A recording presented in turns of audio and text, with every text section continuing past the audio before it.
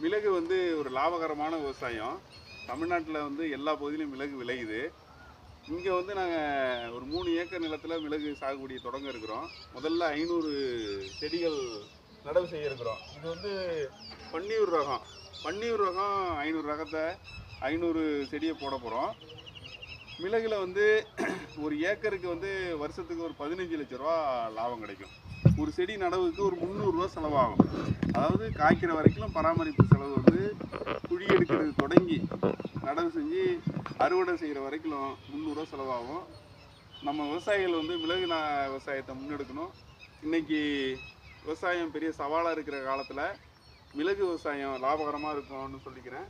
நன்றி.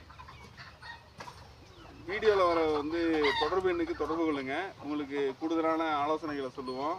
நாற்றும் வந்து என்னென்ன நாட்டை வந்து என்னென்ன பகுதிகளில் நடலாங்கிற விளக்கத்தையும் கொடுப்போம். தொடர்பு கொள்ளுங்க. நன்றி.